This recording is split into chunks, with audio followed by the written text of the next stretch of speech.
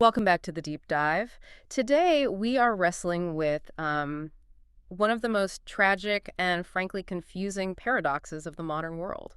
Yeah, how can we have this global epidemic of obesity, serious obesity, and at the very same time, chronic hunger affecting millions? Exactly. It just doesn't seem like those two things should exist together. Right. But our source material today, it really cuts through that idea that they're separate problems. hmm It argues pretty powerfully, I think, that they are actually two sides of the same coin, the same flawed economic coin. And that's really the core of our deep dive today. Our mission, if you like, is to unpack that argument. Okay. We need to identify the root cause, which our sources are very clear about. It's the intense and maybe even intentional concentration of control within the global food system. So first diagnose the illness, then look at the cure. Precisely. And the cure being proposed is this concept of food sovereignty, a pretty radical alternative. Okay, so right away we're shifting focus. We're not just talking about, the planet's physical limits or total food production. No, the sources argue production isn't the main problem. We have enough food, globally speaking. So the real issue is the economic forces, the political forces. Yes. Those forces determine what gets planted, where it goes, and, crucially, who actually gets to eat it. It challenges that sort of simplistic idea that we just need to produce more food. Right. Because you can apparently have record amounts of food globally and still see hunger and malnutrition getting worse. It's quite something. Which tells you the system itself is the issue. Exactly. We have to look at the architecture, the incentives, who profits from how things are set up now. Because if the goal was just feeding people well, We'd be planting and distributing things very differently. But that's not the primary goal of the current system. It's optimized for corporate scale, for profit. and the paradox when you see the numbers, it's jarring. It really is. You've got hundreds of millions of the world's poorest families literally scheduling days each week where they just don't eat. Planning hunger. Yeah. And they're spending, what, 50 to 70% of their income, their tiny income, just on basic calories. An unbelievable figure, 50 to 70%. Any tiny price jump is a disaster for them. And then you compare that to, say, the United States. Right. Where the main health crisis is the exact opposite. It's this damaging overabundance of cheap, easily available, but nutritionally poor calories. The Western diet. That's the term our sources use consistently. High sugar, high fat, highly processed.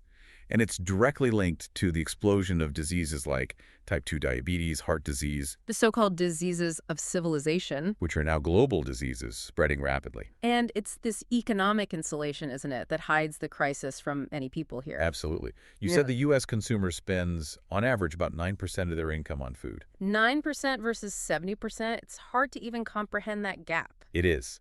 And that huge difference means most consumers here are, well, largely unaware of and untouched by the global price spikes in grain or cooking oil that can literally push millions into starvation elsewhere. Yeah, the rising cost of corn or soy here might mean your cereal costs a few cents more. Exactly. It doesn't register as a national emergency.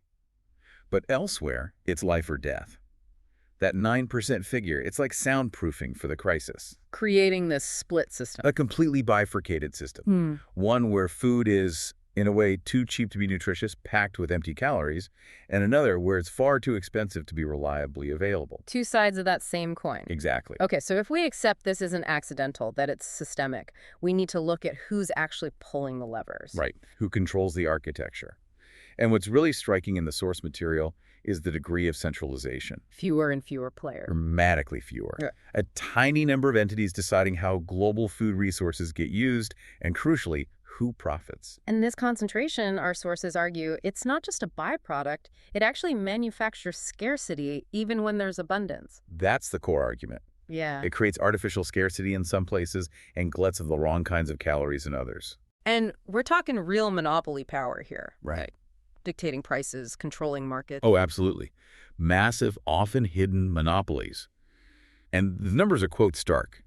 Economists track this. Yeah. They estimate that monopoly power just in the food processing industry, not even retail or farming, just processing, costs Americans something like $20 billion in overcharges every single year. $20 billion just Yeah. from processors having too much market power. Yes.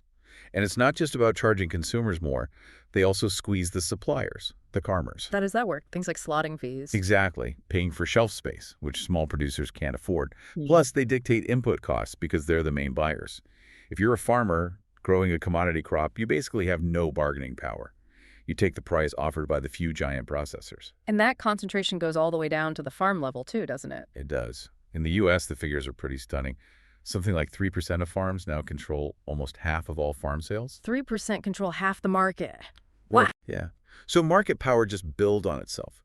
It becomes less about who grows the best food and more about who has the capital, the scale, the political connections to dominate. It squeezes out the smaller, maybe more innovative players. Completely. Yeah. And for a picture of that scale, you just need to look at retail giants like Walmart. The biggest corporation in the world. Responsible for, what, 2% of the entire U.S. GDP? When one company has that much economic weight, It sets the terms for everyone else. everyone, suppliers, processors, even competitors have to consolidate just to try and keep up. Mhm. You couldn't really start a small independent grocery chain today and compete on their terms. The consolidation creates empires. And this wasn't just the magic of the free market finding efficiencies. No, the source material flatly rejects that idea. It argues these markets are heavily shaped by government policy. Specifically subsidies? Massive government subsidies, especially for commodity crops like corn and soy in the U.S. Just basically guarantees overproduction. Which benefits the big buyers and processors. Immensely. And this is where corporate influence on policy becomes really clear. How so? Well, companies like Cargill, the giant grain traders, they actively lobbied for decades to dismantle policies that put any kind of limit on their growth. Like the New Deal Farm Bill? What did that do? The older New Deal policies, for all their faults, tried to manage supply. They put limits on how much commodity grain could be produced. To stabilize prices for farmers? Yes, partly. But for a company like Cargill, whose business is storing, trading, and processing vast amounts of grain, limits on production are limits on their potential volume and profit. Ah, I see. So they wanted unlimited supply. Exactly. So they and their allies pushed over decades to replace that system with one based on maximizing output, backed by huge subsidies. Which gives them an endless river of cheap corn and soy. Regardless of actual demand, that's the key. Cheap inputs, guaranteed. And that flood of cheap grain directly enables things like CFOs, right? Concentrated animal feeding operations. Absolutely. It's the essential ingredient. You see companies growing aggressively, focused purely on volume. Like Iowa Select Farms. That's a key example in the sources. They started with 10,000 sows in '92, and just 4 years later, they had 62,000, quintupled their size. How? Just building more confinement sheds. Essentially, yes. Building these massive sheds filled with animals eating cheap, subsidized corn. It shows how market power feeds itself. Cheap feed means cheap meat, which means more capital to build more sheds. And competition becomes about who can build the biggest sheds and manage the most debt. And crucially, who can externalize the costs. The environmental costs, the waste lagoons, the methane emissions, those aren't fully paid by the producers. They're often pushed onto the local community and the environment. It's a complete revolution in how we raise animals. Historically, meat was expensive because feeding animals at scale was just hard. Logistically impossible before the modern era, especially through winter. But the cheap, subsidized feed changed everything. It removed the limits, corn and soy, mountains of it. So farms shifted away from growing diverse crops like turnips or oats for their own animals. They just buy feed now. They buy cheap, standardized feed from huge mills, often made from globally traded commodities, American corn, soy, sometimes palm kernels from halfway across the world. And the efficiency push is relentless, Right. like the grain conversion rates. Right. The sources mention it takes about 7 pounds of grain to add 1 pound of weight to a steer in a feedlot. 7 counts. But for poultry, it's just over 2 pounds, Much more efficient in purely caloric terms. which directly impacts cost and therefore consumption. You see poultry consumption rising dramatically worldwide, like in Brazil, where it overtook beef. Because it's cheaper to produce thanks to that cheap grain. Exactly. It's a system designed to maximize cheap calories, cheap protein, driving consumption patterns globally towards whatever converts grain most efficiently, irrespective of other factors like nutrition or environmental impact. So this system produces this massive amount of cheap calories. What happens next? The food industry needs people to buy it. Right. If your inputs are dirt cheap, your profit depends on volume, selling more. This leads directly to what our sources call the eat more imperative. Constant pressure to increase consumption. Through relentless marketing. And it often starts very, very young. The sugary cereal example is pretty stark. It really is. Post kicks it off in 1949 with Sugar Crisp, basically coating wheat puffs in candy. And it was a huge hit. Instant sensation. Yeah. So Kellogg and General Mills jump in with sugar frosted flakes, sugar smacks. Yeah. The cereal wars begin. But weren't there concerns inside these companies about, feeding kids that much sugar? Absolutely. The sources detail this fascinating internal conflict. In-house dietitians raise serious flags about the health impacts, especially marketing this stuff directly to children. But they were ignored. Overruled. Marketing and profit took precedence. The marketing people literally argued they had to move into high-sugar cereals to survive, meaning survive against competitors by selling more sugar. Health concerns were sidelined for market share. Wow. And that aggressive marketing didn't just stay on TV, it went into schools. Yeah, through pouring rights contracts. This is where soft drink companies pay huge amounts of money. Millions sometimes. Often millions, yes, to school districts for exclusive rights to sell their drinks on campus. So the school district itself has a financial stake in kids drinking more soda. Exactly. It creates this really perverse incentive. The schools need the money, so they sign these deals, effectively promoting soft drink consumption over potentially healthier but less profitable options like milk or water. It actively shapes the food environment for kids. Which ties directly back to the Western diet and its health consequences. Precisely. This flood of cheap, refined carbs, sugars, processed ingredients. It's the core driver of those diseases of civilization. And it's linked to this idea of nutritionism, isn't it? Focusing on isolated nutrients rather than whole foods. That's a key concept. Nutritionism sounds scientific, focusing on vitamin C, or low fat, or added fiber. Right. But it allows processed food companies to make unhealthy products seem virtuous. They can fortify sugary cereal with vitamins or make low-fat cookies that are loaded with sugar and call them healthy. It abstracts the food from, food. Exactly. It ignores the complex matrix of nutrients in a whole apple or bowl of actual oatmeal in favor of easily marketable isolated components. It serves the processor, not necessarily the eater. And the data on what people are actually eating, particularly regarding saturated fat, points fingers directly at certain categories. Yeah, the sources break it down for the American diet. Cheese and pizza are the biggest contributors, over 14%. More than red meat. Slightly more, yeah. Red meat is over 13%. And then you have grain-based desserts, cakes, cookies, pastries contributing nearly 6%. So processed foods, cheese, meat. Pretty much. Now, imagine trying to give the most straightforward public health advice based on this. Just eat less of that stuff. Exactly. Eat less meat, less cheese, fewer sweets. Simple, right? But politically and economically, it's explosive. Because you'd immediately have the meat industry, the dairy industry, the processed food lobby. All mobilizing against you. They're incredibly powerful, well-funded lobbies. Making honest, straightforward recommendations about reducing intake of calories, sugar, or saturated fat is seen as an attack on major industries. It makes sensible public health policy almost impossible. The economic structure basically paralyzes health advice. It really does. And this dependence on cheap processed calories isn't entirely new, is it? It has historical roots. Right. The sources trace it back centuries. Trade, technology, and tragically slavery all work to drive down the price of sugar and flour. Making things like cakes and buns affordable for ordinary people for the first time, really. A rare treat. A way to punctuate a monotonous diet? But acquired at immense human and ecological cost, even then. So what's different now? Is it just the scale? It's the scale and the ubiquity. That occasional treat has become the everyday staple, the default. Because those highly processed calories are now artificially cheap. Dirt cheap, thanks to the subsidized corn, soy, and the industrial system built around them. So we end up dependent on foods that are packed with calories but poor in essential micronutrients. They fill you up, they're affordable, they're everywhere, but they don't truly nourish. And the system that creates this cheap abundance for consumers often creates devastating scarcity and debt for producers, especially small farmers.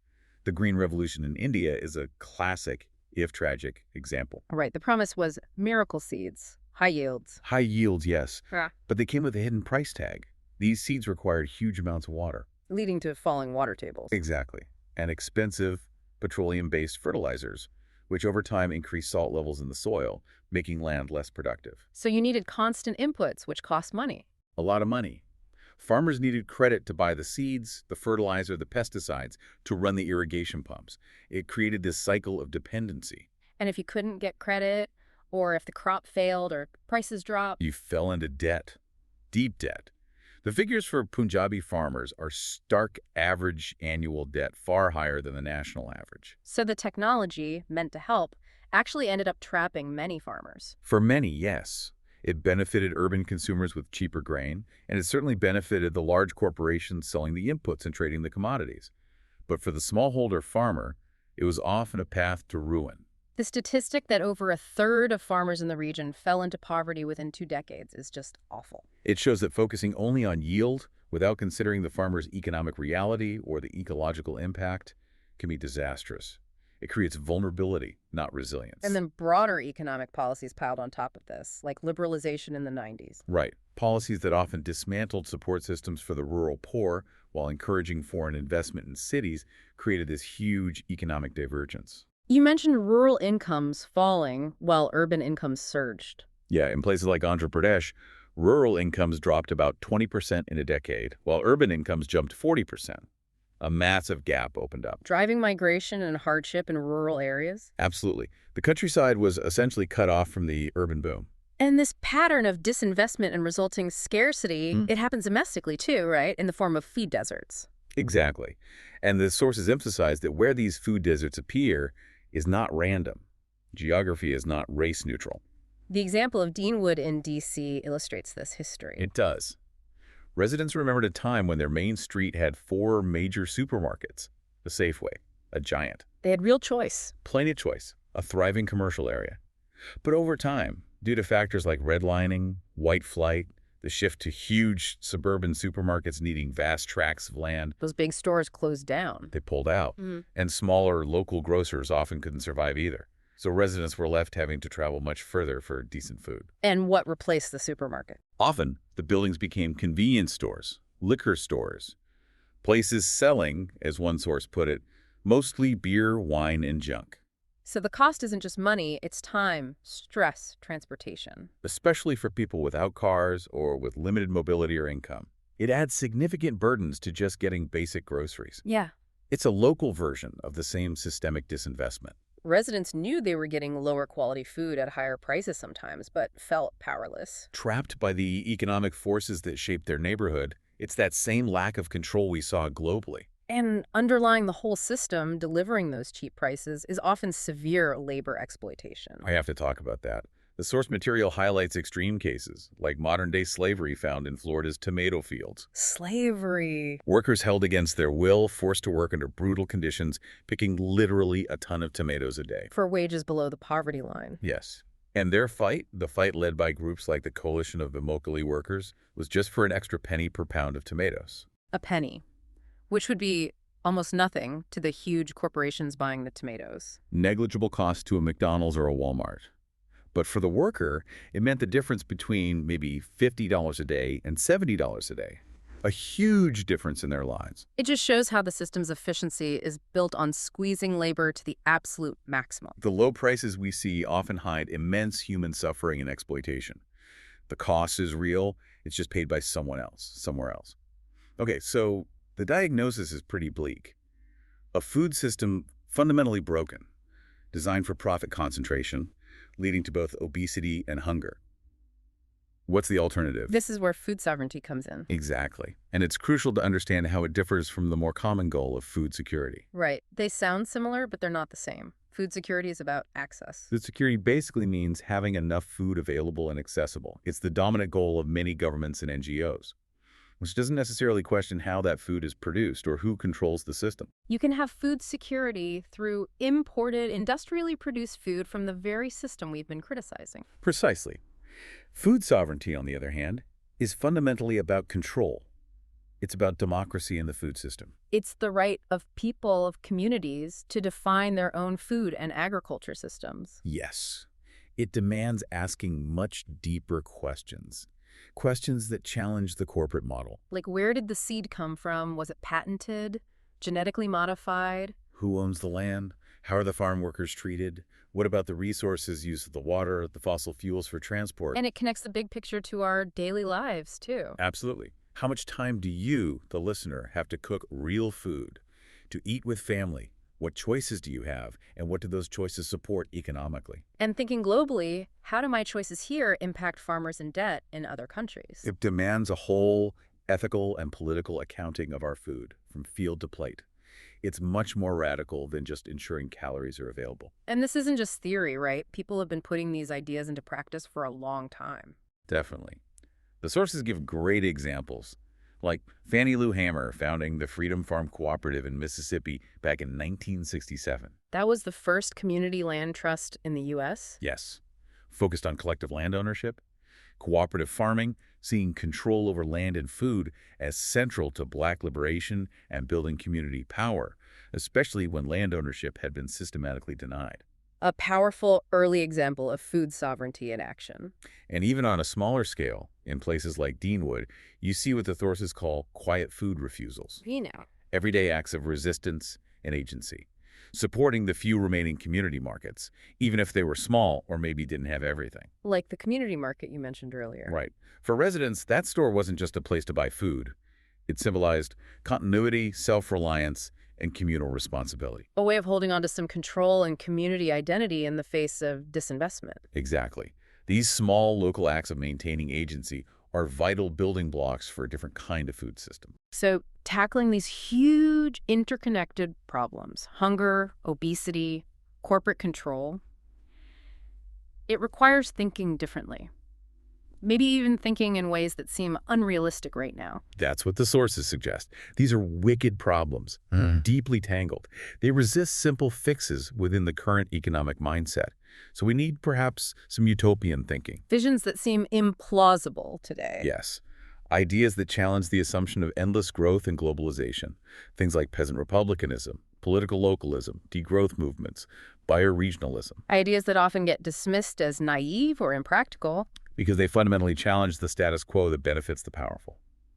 But the underlying goal across many of these alternatives is practical autonomy, What does that mean in practice? focusing on developing skills and systems to provide for households and communities with fewer external dependencies. A lower energy, lower consumption future, but one that's framed as culturally richer, more fulfilling, finding satisfaction in self-reliance, community, cooking, gardening, rather than just consuming more stuff. Okay, let's try to wrap this up. Key takeaways from this deep dive into the global paradox. First, it's not an accident. No. The paradox of obesity and hunger existing side by side is structurally engineered by our current economic system. Corporate concentration, monopoly power, these drive both the flood of cheap, unhealthy calories and the lack of access to affordable, nutritious food in many communities. Exactly. The whole system is geared towards maximizing corporate profit, relying on subsidized inputs, often exploitative labor practices, and relentless marketing. And this process disconnects communities, both globally and locally, from having real control over their food. It alienates us from our food sources and from democratic decision-making about them. So the solution proposed, the path forward, isn't just about producing more food, it's about reclaiming control. It's about prioritizing food sovereignty, moving beyond just ensuring calorie availability, food security, to demanding democratic control, local resilience, and collective action. And questioning the whole foundation of the current monopolistic system. Rigorously questioning it. Which leads us to a final thought for you, the listener, to consider. We talked about how economics shapes culture. Right. Historically, things like spices or sugar became hugely important, not for survival, but because they offered massive profit margins for traders. And that pursuit of profit fundamentally reshaped global diets and cultures, created entirely new foodways. So here's the question. If economic incentives have historically been that powerful enough to drive huge, lasting cultural changes like the global embrace of sugar or coffee, What kind of profound cultural changes might we unleash if we consciously shifted those incentives away from maximizing corporate scale? what if the driving incentive became maximizing community well-being, ecological health, and genuine nutritional fulfillment? If the profit motive could remake the world, often for the worse in terms of health and equity, what could a collective focus on well-being and autonomy achieve? What kind of culture would that create? Something to think about.